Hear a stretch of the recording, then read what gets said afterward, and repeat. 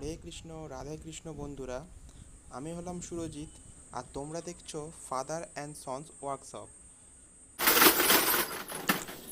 এই হলো আমাদের ছোট্ট দোকান, যেখানে আমি আর আমার বাবা একসাথে কাজ করি এবং এই দোকানের ভিতরে থাকা এই সাইকেল এবং বাইকগুলি বাইরে বের করে দিয়ে আমরা কাজ শুরু করব।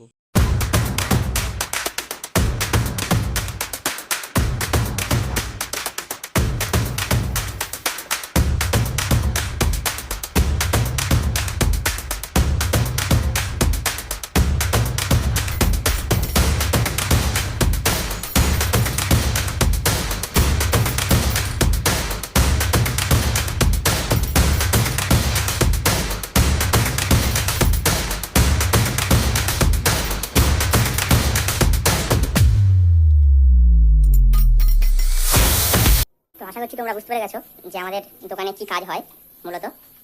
তো আমরা সাধারণত গ্রিল, জানলা, শাটার, কলাপসেবল গেট এগুলো তৈরি করে থাকি। এবং তারপরই বাবা আমাকে বলল যে আমাদের দোকানে যে লোহা এসছে সেগুলো ভ্যান থেকে নামিয়ে নিতে হবে, তো সেই জন্য আমি বাইরে চলে এলাম। তারপরে দেখলাম বাবা এবং এই ভ্যানওয়ালা কাকু লোহার সিটটিকে দোকানে রাখছে, আর হ্যাঁ, ইনি হলেন আমার বাবা। তো বেশি কথা না বলে চলো আমিও ওনাদের সাথে হাতে হাত লাগিয়ে লোহাগুলিকে নামিয়ে নিই।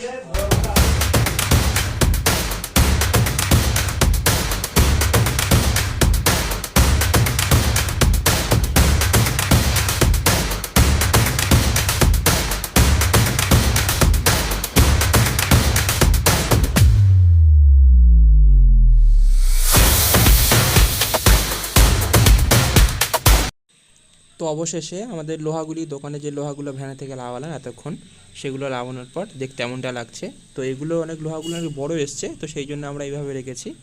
তো তারপর বাবা কাজ শুরু করলো। এইটা মূলত সিট গেট হবে, যেটা তোমরা পাশে দেখতে পাচ্ছ। এই সিট গেটের একটা ফ্রেম হচ্ছে, যাকে আবার চৌবন্দিও বলা হয়। এইভাবে কিছুক্ষণ কাজ করার পর বাবা জানালো যে কিছু আমাদের লোহা কাটতে হবে। তো সেই জন্যে বাবা এবং আমি বাইরে বেরিয়ে এসেছি। এই লোহা কাটা হচ্ছে আমাদের এখন।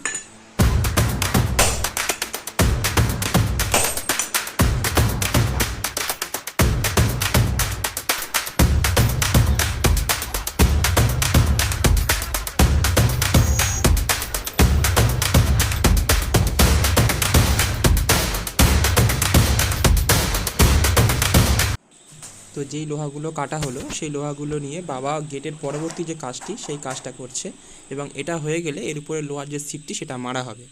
তো তোমরা যারা এখনও পর্যন্ত এই চ্যানেলটিকে সাবস্ক্রাইব করোনি অবশ্যই সাবস্ক্রাইব করে দিও, এবং যারা ফেসবুক থেকে দেখছো ফেসবুক পেজটিকে অবশ্যই ফলো করে দিও।